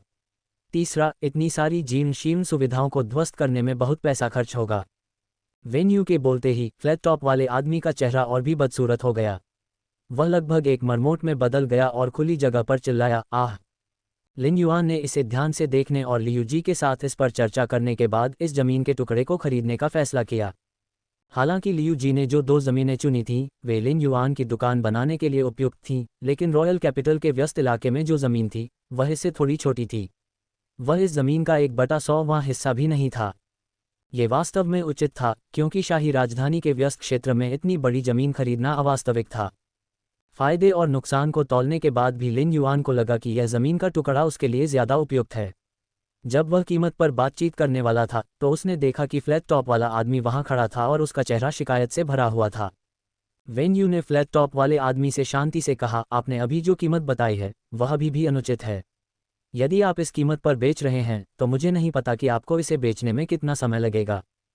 फ्लैट टॉप वाले आदमी ने शिकायत में अपने दांत पीसते हुए जवाब दिया, 8,000 रेडियंस डॉलर। ये सुनकर वेन्यू ने शांति से अपना सिर हिलाया और जवाब दिया, न केवल हमें इन पुरानी सुविधाओं को ध्वस्त करना है, बल्कि हमें अभी भी जमीन को भरना है और इसे संपीड़ित करना है। देखो कि तुम्हारे यहाँ कितनी पुरानी सुविधाएं हैं। अगर तुम इसे 8,000 रेडियंस डॉलर में बेचते हो, तो तुम्हें उन्हें ध्वस्त करने में हमारी मदद करनी होगी। फ्लैट टॉप वाला आदमी रोने की कगार पर था, लेकिन उसने अपने दांत पीसते हुए जवाब दिया, 7,500 रेडियंस डॉलर। मैं इससे कम पर नहीं बेचूंगा। लिन युआन थोड़ा अचंभित था, क्योंकि उसने उम्मीद नहीं की थी कि वेन्यू में सौदेबाजी की प्रतिभा होगी। वेन्यू ने नर्म आवाज में बात की, लेकिन वह इस फ्लैट टॉप आदमी को रुलाने वाली थी। उसकी सौदेबाजी की कला बहुत शक्तिशाली थी। इससे लिन युआन को अपने पिछले जीवन में देखी गई किसी चीज की प्रशंसा करने की इच्छा हुई। चपटी चोटी, सफ़ेद बाल और चांदी का लबादा। मैं इस रेगिस्तानी महाद्वीप में सबसे खूंखार हूँ। मैं दुनिया भर में अजेय हूँ, लेकिन मैं डोंगजोऊ जाने की हिम्मत नहीं कर पा रहा हूँ। लिन युआन ने इस ज़मीन के टुकड़े के बारे में लियू जी से बात की थी। इसे 12,000 रेडियंस डॉलर में खरीदना सही रहेगा और इससे ज़्यादा कीमत पर खरीदना नुकसानदेह होगा। फ्लैट टॉप वाले आदमी ने लियू जी को 10,000 रेडियंस डॉलर की कीमत दी थी। बाजार के अनुसार लिन युआन ने इसे अर्जित किया था। हालांकि वेन्यू ने फ्लैट टॉप वाले आदमी से बातचीत की और कीमत 2,500 रेडियंस डॉलर कम करने में कामयाब रहा। उस कीमत पर इसे खरीदना एक ठोस लाभ था। हालांकि फ्लैट टॉप वाले ने कीमत कम कर दी थी, लेकिन वह मूर्ख नहीं था। उसने पहले भी कीमत कम करने से इनकार कर दिया था, इसलिए वह 2 साल तक इसे बेचने में असमर्थ रहा था। अब जबकि उसका बेटा बड़ा हो गया था, उसे अपने परी को पालने के लिए रेडियंस डॉलर की तत्काल आवश्यकता थी। अपने बेटे की प्रतिभा को बर्बाद न करने के लिए फ्लैट टॉप वाला आदमी अनिच्छा से ही इस जमीन के टुकड़े को कम कीमत पर बेच सकता था। अन्यथा रेडियंस फेडरेशन की खबर के आधार पर जब कुछ महीनों में आयामी दरार सक्रिय हो जाएगी, तो वह जमीन का ये टुकड़ा नहीं बेच पाएगा। लिन युआन ने अंततः 7,500 रेडियंस डॉलर से जमीन खरीद ली। उस समय वेन्यू ने अचानक लिन युआन से फुसफुसाते हुए कहा, वास्तव में हम उसे यह कहकर डरा सकते हैं कि हम इसे नहीं खरीदेंगे। मैं अभी भी कम से कम 100,000 रेडियंस डॉलर की कीमत कम कर सकता हूँ। लिन युआन को लगा कि वह वाकई प्रभावशाली थी। हालांकि वेन्यू के अनुबंधित फेयर्स लड़ नहीं सकते थे, लेकिन वह वास्तव में आंतरिक मामलों में एक महान प्रतिभाशाली थी। उन्होंने वेन्यू और लियू जी को फ्लैट टॉप वाले व्यक्ति के साथ उचित प्रक्रियाओं का पालन करने के लिए बुलाया। जल्द ही लिन युआन इस जमीन का आधिकारिक मालिक बन गया। फिर वेन्यू ने लिन युआन और लियू जी की कुछ हद तक अविश्वास भरी निगाहों के तहत मनों के पुनर्निर्माण का कार्य अपने हाथ में ले लिया। लिन युआन को स्पष्ट रूप से इस जगह को बदलना था ताकि लोग वहां रह सकें। वह लियू जी को रॉयल कैपिटल के क्रिएशन मास्टर एसोसिएशन में ले आया और एक प्रजनन कक्ष किराए पर लेने के लिए तैयार था, जहां उसने चिमी को एक काल्पनिक नस्ल में विकसित करने और एसिड कोरोजन क्वीन मधुमक्खी को बढ़ाने से पहले उसे विकसित करने की योजना बनाई। वे दोनों प्रजनन कक्ष के अंदर पहुंचे और लिन युआन ने अपने हाथ की एक झटके से लियू जी की लीजेंड कीट रानी को बाहर निकाल लिया। जैसे ही उसने ऐसा किया, लियू जी ने आश्चर्य से अपनी आंखें चौड़ी कर लीं। क्षण लिन युआन ने कीट रानी को अपने स्पिरिट लॉक स्थानिक क्षेत्र से बाहर निकाला। लियू जी ने तुरंत इसे महसूस कर लिया। जब उसने कीट रानी को देखा, जिसे उसने लंबे समय से नहीं देखा था, तो उसने सहज रूप से उसके प्रति लगाव, साथ ही उसकी तड़प और खुशी को महसूस किया। पिछले 2 वर्षों के कष्टों और परेशानियों के बिना जिसने लियू जी को शिखर से नीचे तक गिरा दिया था और एक साधारण व्यक्ति बना दिया था, वह ये नहीं समझ पाता कि कभी कभी अपने मूल इरादों को न भूलना ही एकमात्र उत्तर होता है। अगर लियू जी महिमा में चमक सकता था तो वह गंभीर संकट में भी पड़ सकता था। इस प्रकार उसका मन मजबूत हो गया था। यदि उसका मन लोहे के समान मजबूत न होता तो जब उसने कीट रानी के अंतरंग आध्यात्मिक उतार चढ़ाव को महसूस किया होता तो उसके चेहरे पर तुरंत आंसू बहने लगते। लियू जी यह नहीं भूल पाए कि पिछले 2 वर्षों में किस तरह उन्होंने उसकी लगातार बढ़ती चोटों और घटती आध्यात्मिक ऊर्जा को महसूस किया था, जब तक कि वह मृत्यु के कगार पर नहीं पहुंच गई थी। यद्यपि लियू जी को पता था कि लिन युआन ने हाथ मिलाने के समय उसकी कीटरानी को ठीक कर दिया था, लेकिन जब उसने देखा कि उसकी कीटरानी पूरी तरह से ठीक हो गई है और वह उसके मन के माध्यम से उससे संवाद करने में सक्षम है, तो वह अपने दिल में तरह तरह की भावनाओं को उमड़ने से रोक नहीं सका। हालांकि इससे पहले कि वह इस मुलाकात का आनंद ले पाता, उसे एहसास हुआ कि उसकी कीटरानी महाकाव्य से किंवदंती में विकसित हो गई थी। वह उत्साह से कांपने लगा और लियू युआन की ओर देखने लगा, कुछ कहना चाहता था लेकिन वह एक शब्द भी नहीं बोल सका। उसके ठेकेदार से बेहतर कोई नहीं जानता होगा कि स्रोत प्रकार की कीटरानी को विकसित करना कितना कठिन था। इसे विकसित होने के लिए अत्यंत शुद्ध आत्मा क्यूई की आवश्यकता थी, जो इसकी क्षतिग्रस्त जड़ों को ठीक करने के लिए आवश्यक से कहीं अधिक शुद्ध थी। यहाँ तक कि class 5 creation master bamboo monarch भी इतनी शुद्ध स्पिरिट क्यूई के साथ इसकी क्षतिग्रस्त जड़ों को बहाल नहीं कर सका। लिन युआन शायद एकमात्र ऐसा व्यक्ति था जो ऐसा कर सकता था और इसे महाकाव्य से किंवदंती तक बढ़ा सकता था। जब लिन युआन ने देखा कि लियू जी अपनी उत्तेजना के कारण कुछ नहीं बोल पा रहे थे, तो वे खुद को मुस्कुराने से रोक नहीं पाए। उन्होंने लियू जी के कंधे को थपथपाया और कहा, इसके बाद आपके लिए अपनी कीटरानी के साथ निर्वाण में पुनर्जन्म लेने का समय आ गया है। रेडियंस फेडरेशन के लोग हमेशा से ही sequence #39 hot of insect swarm की वापसी का इंतजार कर रहे हैं। लिन युआन ने जो बताया वह एक ऐसा दुखदाई बिंदु था जिसे लियू जी ने पहले कभी छूने की हिम्मत नहीं की थी। ऐसा इसलिए था क्योंकि उसने हमेशा देखा था कि रेडियंस फेडरेशन के लोग हॉट ऑफ इंसेक्ट स्वॉर्म को स्टार वेब पर एक नायक के रूप में देखते थे और वे उसकी वापसी का इंतजार करते थे। इस हद तक भावुक चिंता और उम्मीदों ने लियू जी को, जिनकी उम्मीदें उस समय कुचल दी गई थीं, असहायता और दर्द के अलावा कुछ भी महसूस नहीं कराया। लियू जी अपने पुराने दिनों में लौटना चाहता था और अपने कीट झुंड के साथ प्रतियोगिता पर हावी होना चाहता था, लेकिन उसकी सारी इच्छाएं एक सपने में बिखरी हुई लेकिन धुंधली रोशनी की तरह थीं। लियू जी को कोल्ड फ्रॉस्ट सिटी के बाहर आयामी जीवन रूपों के आक्रमण का विरोध करने का कभी पछतावा नहीं हुआ। जब वह कीट रानी को उनके खिलाफ लड़ने का आदेश दे रहा था, तो उसने कीट झुंड के उन्माद को महसूस किया और एक इच्छाशक्ति रून को समझ लिया। लेकिन उसके बाद कीट रानी की जड़ें क्षतिग्रस्त हो गई थीं और वह मौत के कगार पर पहुंच गई थी। लियू जी को लगा कि यह विडंबना थी कि उसने इस इच्छाशक्ति रून को समझ लिया था। वर्तमान में सब कुछ अब तक का सबसे अच्छा विकल्प लग रहा था, क्योंकि वह जानता था कि जब तक वह इच्छाशक्ति रून को कीट रानी के साथ मिलाएगा, यह एक काल्पनिक नस्ल बन जाएगी। वह वास्तव में निर्वाण में पुनर्जन्म भी लेगा और दुनिया को घोषणा करेगा, मैं लियू जी, कीट झुंड का दिल, रेडियंस 100 अनुक्रम का अनुक्रम है 39। वापस आ गया हूँ। वह अच्छी तरह जानता था कि भविष्य में जो कुछ भी होगा और जो भी गौरव होगा, वह सब उसकी आंखों के सामने मौजूद इस युवक की बदौलत होगा। इस युवक ने आशा की रोशनी जलाकर उसे एक गर्म सूरज में बदल दिया था, जिससे उसके उदास दिल में सुनहरे रंग की एक परत उभर आई थी। उस समय लियू जी इतना उत्साहित था कि वह एक शब्द भी नहीं बोल पाया। उसने बस लिन युआन को दृढ़ता से देखा और एक गहरा प्रणाम किया। ये सलामी उस सलामी से बहुत कम थी जो एक अनुचर शूरवीर एक सृजन मास्टर को देता है। यह न केवल लियू जी का धन्यवाद था बल्कि विश्वास भी था। लिन युआन को पता था कि लियू जी को उस समय बहुत कुछ महसूस हो रहा होगा, इसलिए उसने उसके कंधे थपथपाए और कहा, जब मैं रॉयल कैपिटल के क्रिएशन मास्टर एसोसिएशन में आया था तो मैंने तुम्हारे लिए एक प्रजनन कक्ष बुक किया था। जाओ और पहले अपनी कीट रानी को एक काल्पनिक नस्ल में विकसित करो। लिन युआन लियू जी की ओर से वास्तव में खुश था। हालांकि उसने 2 साल बर्बाद कर दिए थे। अब जब कीट रानी एक काल्पनिक नस्ल थी तो लियू जी इस साल सिर्फ अनुक्रम है 39 नहीं होगी। लियू जी ने जोर से सिर हिलाया। स्टील जैसे आदमी होने के बावजूद लिन युआन के शब्दों की वजह से उसकी नाक में झुनझुनी हो रही थी जो मध्य सर्दियों में गर्म सूरज की तरह लग रही थी। काफी देर बाद लियू जी ने कर्कश आवाज में कहा, युवा मास्टर लिन युआन, मैं। लिन युआन ने लियू जी को बीच में टोकते हुए कहा, तुमने अपनी इच्छाशक्ति रून की कसम खाए और मेरे अनुचर शूरवीर बन गए। फिर भी तुम मेरे दोस्त भी हो, उसने गंभीरता से कहा। वह साधारण पृष्ठभूमि से आया था और दूसरों को आसानी से अधीनस्थ नहीं मानता था, चाहे वह लियू जी हो या वेन यू। चूंकि उसने 2 जीवन जिए थे, लिन युआन समझ गया था कि मानवीय अंतःक्रियाएं एक ही चीज पर आकर खत्म होती हैं, खुद को दूसरे लोगों के स्थान पर रखना। लियू जी दंग रह गए। लिन युआन को देखते हुए उन्होंने सिर हिलाया क्योंकि उनके दिल में गर्मजोशी की एक अवर्णनीय भावना उभरी। दोस्त, लियू जी ने इसके बारे में सोचा और उसकी आंखों में चमक की एक चमक दिखाई दी। इस समय लिन युआन को, मैं एक दोस्त हूँ, एक अनुचर और विश्वास, ठंडे पाले वाले शहर में अकेले लड़ते हुए जहाँ कीटों का झुंड शहर जितना ही विशाल था। वार्डरोब कॉलेज आउटलेट ने व्हाइट डाक का ये शॉपिंग सॉल्यूशन बनाया। कनाडा से जुड़ी फिल्म ये राज जानकर यकीन नहीं कर पाएगी। शहर के बाहर बढ़ती भीड़ के खिलाफ लड़ाई, जहां दृढ़ इच्छाशक्ति का प्रकटीकरण सफलता और असफलता की ओर ले जाता है। आज सब कुछ पूर्णता में बदल गया है।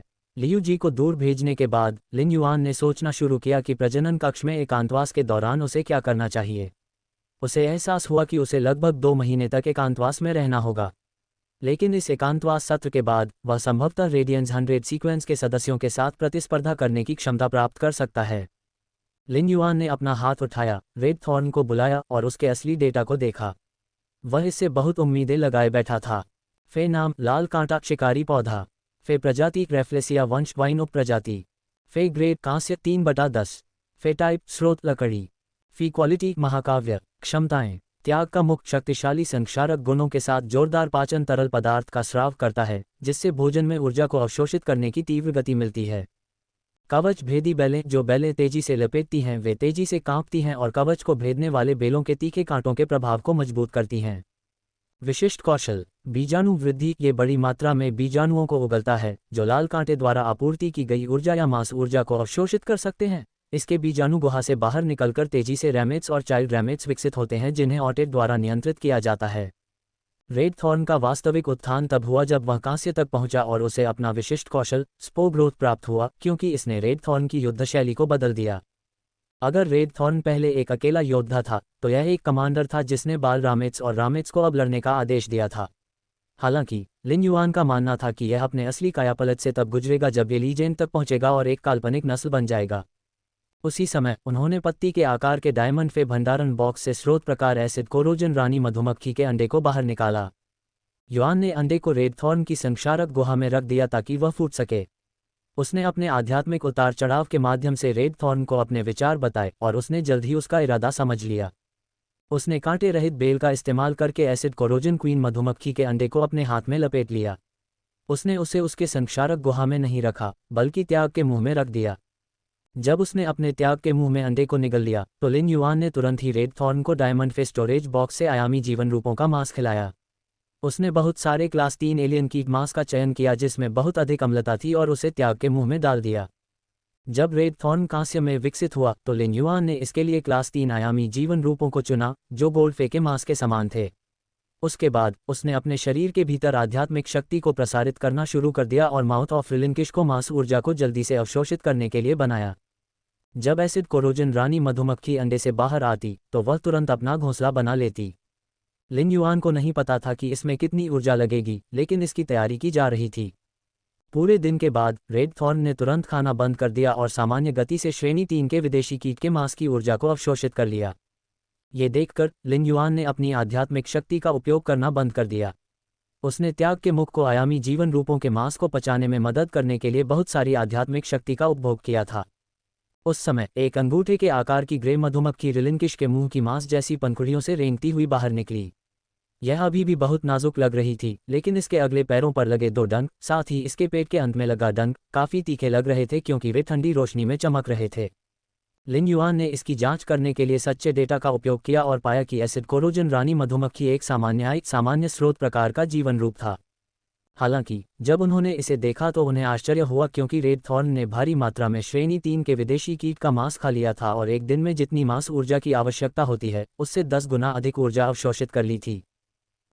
दूसरे शब्दों में, नव अंडे से निकली एसिड कोरोजन रानी मधुमक्खी ने अपना घोंसला बनाने के लिए आयामी जीवन रूपों की मांस ऊर्जा की एक बड़ी मात्रा का उपयोग किया था। लिन युआन को नहीं पता था कि वह किस तरह का घोंसला बनाएगा। ऐसा इसलिए था क्योंकि वह एसिड कोरोजन क्वीन मधुमक्खी के घोंसले को देखने के लिए रिलिनकिश के मुंह में प्रवेश नहीं कर सकता था। हालांकि वह रेड थॉर्न के माध्यम से महसूस कर सकता था कि घोंसला छोटा नहीं था।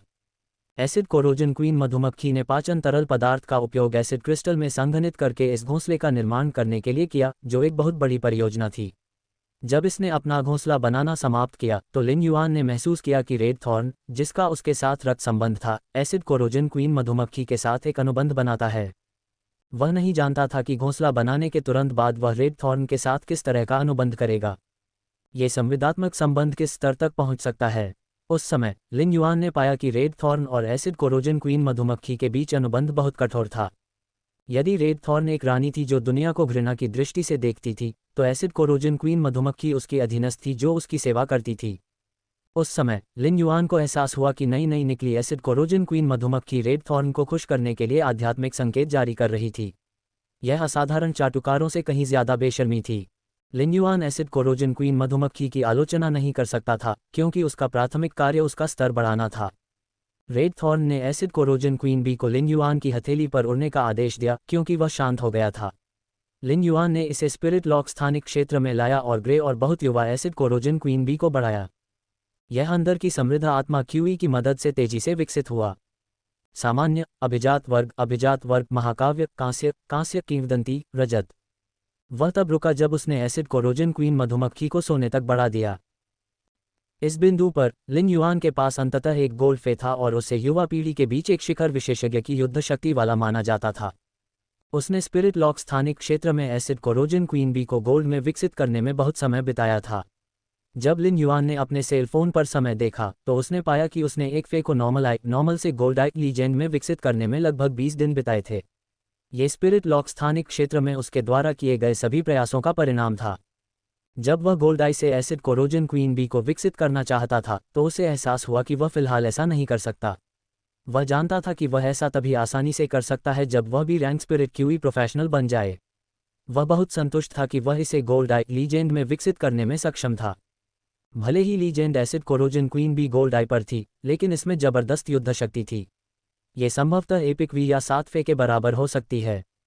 जैसे ही लिन युआन ने अपने हाथ में गोल्ड एसिड कोरोजन क्वीन मधुमक्खी को देखा, वह भावनाओं के उफान को महसूस करने से खुद को रोक नहीं सका। यह उनका पहला गोल्ड फे था। जीवन के विकास की इस उपलब्धि की भावना ने पिछले 20 दिनों की थकान को धो दिया, क्योंकि यह आत्मा के स्तर का उत्थान था, चाहे उन्होंने इसे कभी भी अनुभव किया हो। वर्तमान में एसिड कोरोजन क्वीन मधुमक्खी की लंबाई लगभग 15 सेमी हो गई थी। इसका शरीर लंबा और पतला था, गहरे लाल रंग की धातुई चमक के साथ अजीब गहरे हरे रंग के निशान छिपे हुए थे जो सुंदरता की भयावह भावना को दर्शाते थे। इसके अगले पैरों पर 2 मोटे डंक थे और पेट पर 2 लंबे, पतले डंक थे। इसके अगले पैरों के डंक मोटे थे, जबकि पेट के डंक तीखे और पतले थे, जिनमें एक अजीब हरा सा ठंडा प्रकाश था। एसिड कोरोजन क्वीन मधुमक्खी लिन युआन के चारों ओर प्यार से उड़ी और फिर उसके हाथ में वापस आ गई। फिर उसने महसूस किया कि वह रेड थॉर्न को देखने के लिए एक तरह की उत्सुकता दिखा रही है। लिन युआन अपने दिल में ये कहने से खुद को नहीं रोक सका, ये कितना चाटुकार है। फिर उन्होंने गोल्ड एसिड कोरोजन क्वीन मधुमक्खी के साथ स्पिरिट लॉक स्थानिक क्षेत्र को छोड़ दिया। गोल्ड पर होने के बावजूद ये पहले की तरह रेड थॉर्न को खुश करने के लिए अभी भी सावधान था। मकान मालिक रेड थॉर्न अपने किराएदार एसिड कोरोजन क्वीन बी के प्रति बहुत ही उदासीन था। हालांकि एसिड कोरोजन क्वीन बी को इससे कोई फर्क नहीं पड़ता था। ऐसा लगता था कि अगर रेड थॉर्न उस पर थोड़ा ध्यान देता तो यह उसके लिए एक बड़ा तोहफा होता। एसिड कोरोजन रानी मधुमक्खी लाल कांटों की नाचती हुई लताओं के बीच खुशी से उड़ती थी और कभी कभी आराम करने के लिए लाल कांटों की संक्षारक गुहा के गुलाब जैसे लाल फूलों पर उतर जाती थी। उस समय लिन युआन ने सावधानीपूर्वक अपने वास्तविक